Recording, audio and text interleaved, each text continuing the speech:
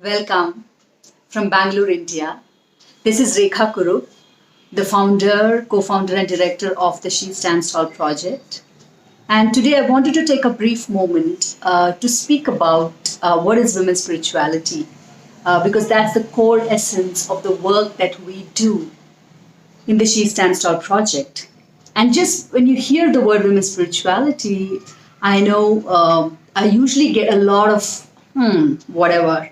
Like what's the big deal? What's it about? What's women's spirituality? Do you need a different women's spirituality? I mean, isn't spirituality good enough? And I get this both from men and from women. And that itself shows that there is a complete a disconnect in this knowing about how a woman situates herself, how her experiences situate herself in her spirituality. So today's talk is going to be really brief, and in the coming weeks and months, we'd like to go into different layers and depths of women's spirituality. So to answer women's spirituality, the first thing that I think I need to answer would be, what is spirituality? And when I look at my own definition of spirituality, it is about this formless absolute essence of this universe, consciousness, which permeates everything in this universe. It's whole, it's omnipotent, it's omniscient, it's omnipresent.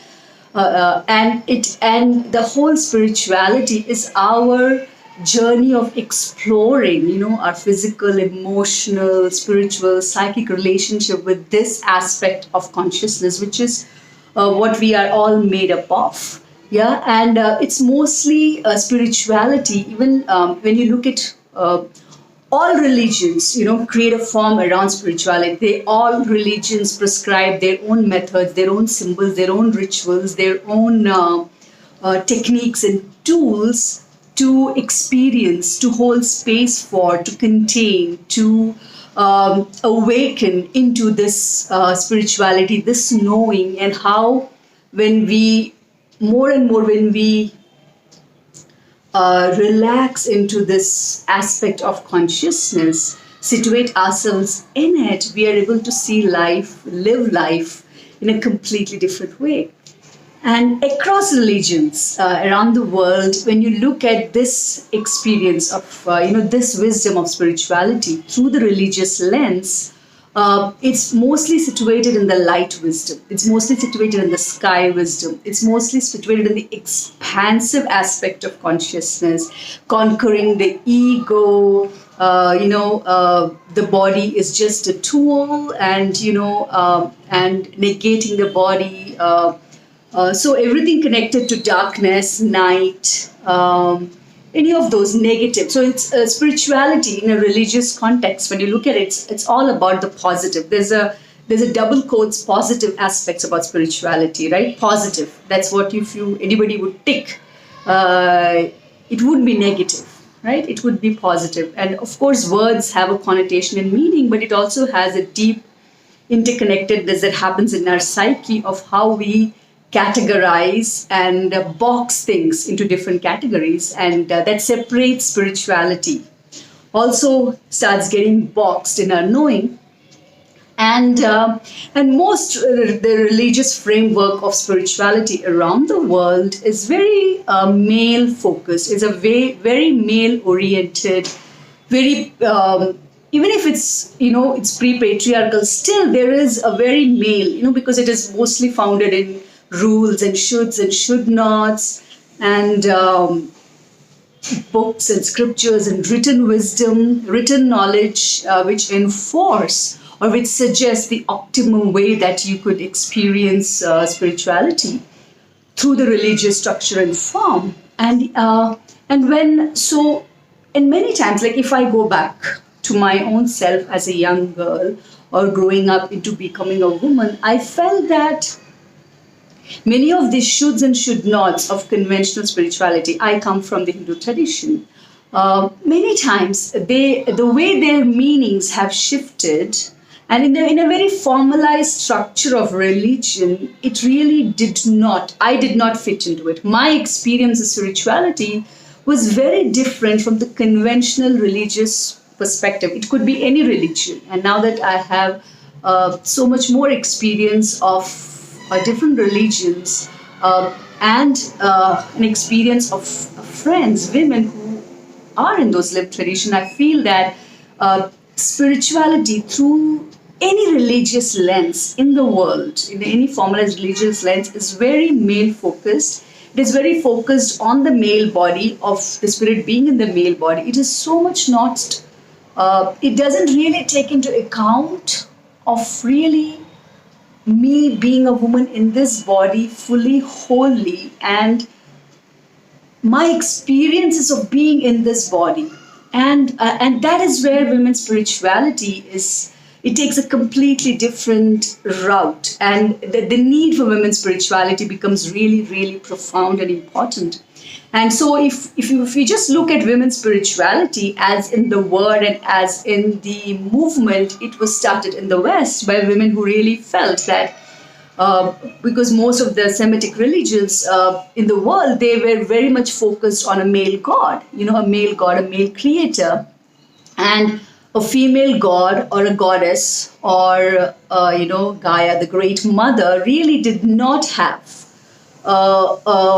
an existence in it. She was always a subordinate, subservient, receptive, witnessing aspect of consciousness, and that also negated her role. Like, she did not know too much. She always responded to a male god's shoulds and should nots and rules and do's and do nots. And so she really did not have much of an existence. So it started from that journey. That movement began with women in the West coming to East and reclaiming goddesses, seeing images of goddesses in the earth culture, in the religion, knowing more, going deep, connecting with native cultures, indigenous cultures around the world, and really seeing this aspect of the earth, which was so missing in most traditional, conventional religions. And since when earth is negated from religion and spirituality, with earth goes women too, because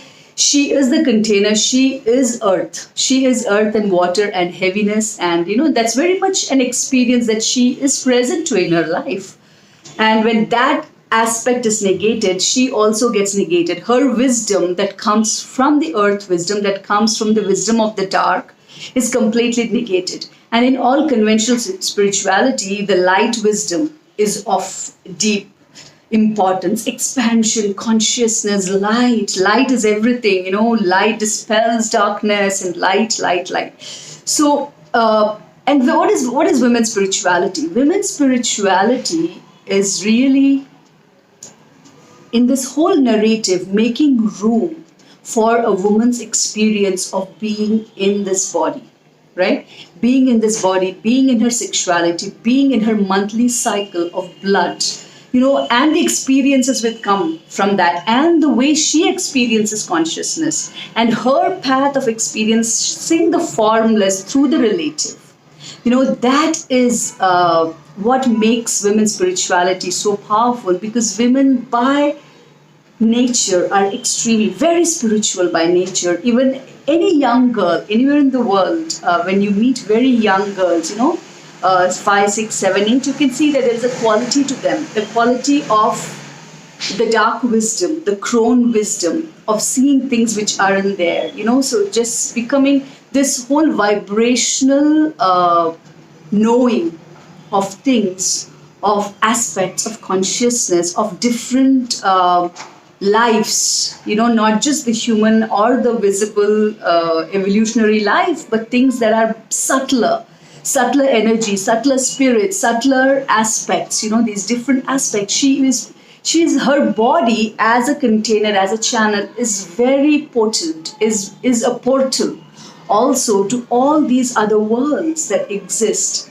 And that is completely missing. Even if when it exists in a traditional patriarchal religion, it is for male, using the female body for that experience. But as a woman, her own experience, when a woman speaks about her deep intuition, a deep experience of energy and spirits, and her ability to really feel at a very subtle level plants and trees and the land, and what the land speaks to her, stones, what the stones feel, and the wisdom which comes from that, that gets completely negated. And this is very much true, because the entire witch burning that happened in Europe was where millions of women were burnt at stake because of this wisdom, because they were witches, and the word witch itself got so condemned.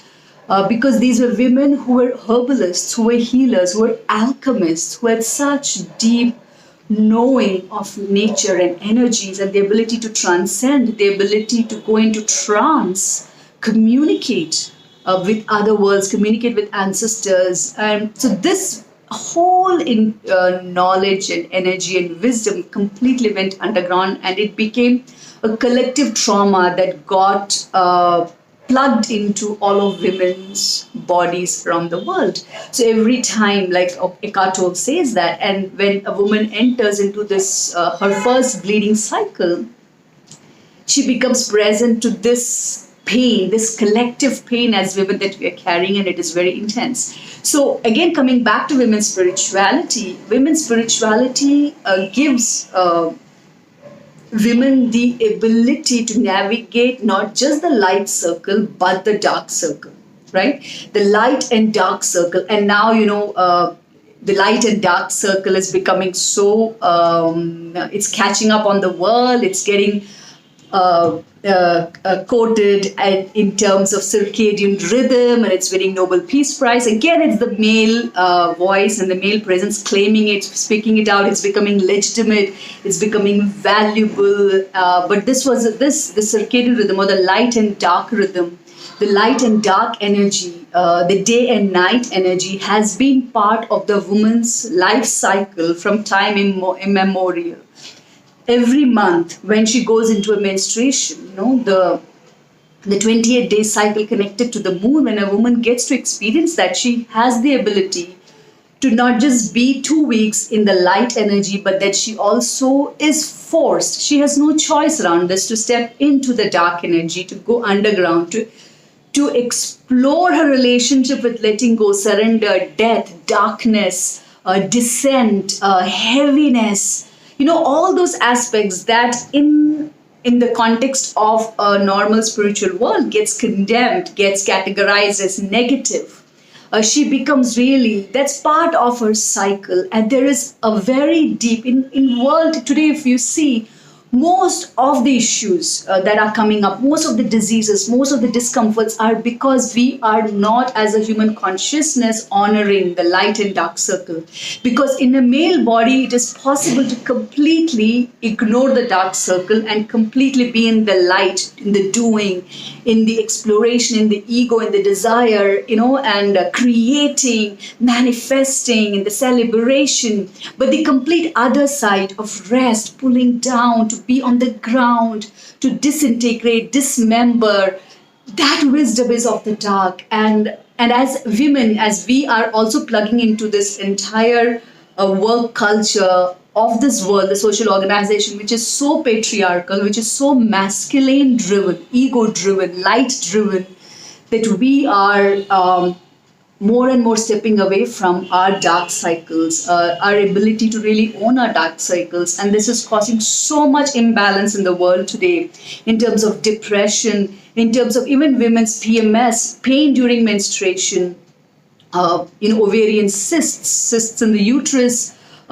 fibroids, just the list is endless. Even women's inability to conceive, inability to really situate in the body. Women are losing so much of the intuition, their intuitive power, and the pain body, which naturally she has. The dark cycle consumes the pain, gulps up the pain, the grief, and alchemizes into the light cycle. But as she is not able to honor or hold space for the dark cycle, though she has no choice, because every month or every 28 days, 30 days, 2 weeks, she has to enter the dark cycle. But because of the way the world's movement is structured, she doesn't ever give her that time, right? She also continues to move in the light cycle, while her body and all the processes and vibrations, and energetically it's trying to go into the dark circle. It creates a huge imbalance.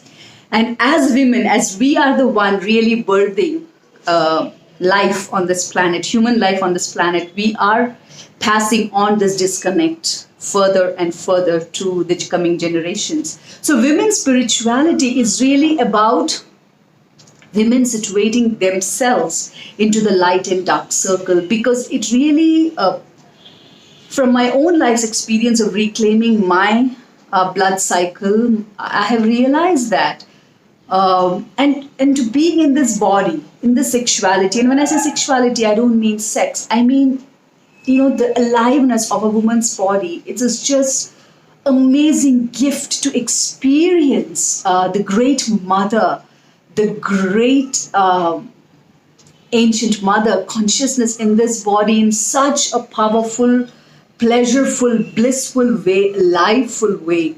And it comes from completely going into the dark and then being reborn, rebirthed into the light again. And this cycle, as women starts tuning into the cycle, it opens up her intuition, her ability to see beyond what is, her ability to not just in the world perceiving danger and awareness and all that's fine, but even beyond, deepening a connection to consciousness, deepening a connection to this sacred divine presence in this universe, and letting it permeate and that gives her container. In a woman's body, every month, we are navigating, as a woman in this body, we are navigating our relationship with the other. And that is the beauty. Every month when you menstruate, that relationship with the other is dying. And it brings grief, it brings sorrow, it brings sadness, and then again it renews, and it's gone, and then again she becomes virgin again, and she's reborn, and again she is out. So the relationship, and when a woman has a baby, it is really again this relationship with this other that has been birthed. And this relationship with the other is not just in the baby, in the creation of a child, but also in everything around her. She has, as a woman, women's spirituality gives women this very fine, refined ability to connect with the other, connect with all life around, in a way in which that life is present, to see that, not as the intellect and the ego and the narrative, but from a very deep space of the heart, from a very deep space of presence and senses, in a way so much so that the other is in sight. It becomes such a powerful experience that women's spirituality gives women. And it also, in her own process of her body, as she allows herself the rites of passage, which are so navigated in a woman's life through her blood. And when the blood wanes out and disappears and goes out, and she enters her wise days, her crone days, her sage days, her seeker guru days, and through this entire journey, there's a natural process of maturing, ripening that happens in a woman. The graying of her hair, her skin and her body shifts, her pelvic shifts, and all this wisdom, the wisdom of her breasts, the wisdom of her womb, the wisdom of the entire yoni, which comes the vagina, the fallopian tubes, the clitoris. These are not just organs; these are very powerful, energetic points, vibrational points, in which she gets to experience the womb of the great mother. There's a word in Sanskrit called Hiranyagarbha, which is this golden womb of this great consciousness. And she gets to experience in this body, in her spirituality, a miniature form. And as we have negated women's spirituality and all those aspects of a woman's body and sexuality, and we have given her shame in return, and this shame completely disconnects her from her light, from her ability to even enter the dark circle, to reclaim the power in the dark circle, to let herself experience the dark circle. And we have associated shame with menstruation. And it's so sad. And so women's spirituality is completely shifting that, is looking at that and peeling off layers, unlayering, unlearning the narratives of patriarchy, unlearning the narratives of spirituality as we have received from our structured religion, and going back to our own intuition, our own experience that we all have all the time. A woman's gut feeling is so strong. Any woman, anywhere, her ability to cooperate, bring people together, be a peace agent, and at the same time be a warrior. The Durga, Lakshmi, and Saraswati aspects of being a woman in this body, and the Kali aspect. Women's spirituality is really letting women reclaim, retake, and reinform this knowledge at her own terms, on her own terms. And every woman's body is different. And every woman's birth and the energy and the way she holds consciousness, births it into this world, raises, grows it, again transforms it, is different. And it brings such a powerful grounding force in this universe. And that is women's spirituality. And women's spirituality is really situating in our body and all the rhythms of our body, understanding the dark and light cycles, understanding how these light and dark circles play out every day, every moon cycle, every menstrual cycle, every seasonal cycle. In a woman's body, there is a distinct change. She is not the changeless. She is forever changing every moment. And how do you let a woman be that and honor that and celebrate that? And even her life cycle, how all this gets mapped into her menstrual cycle.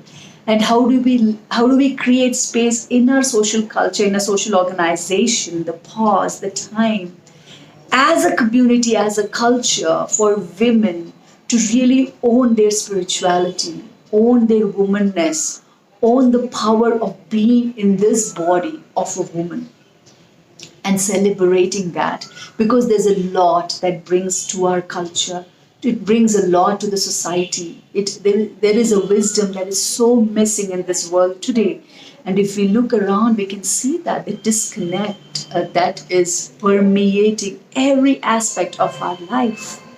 And so that's what women's spirituality offers.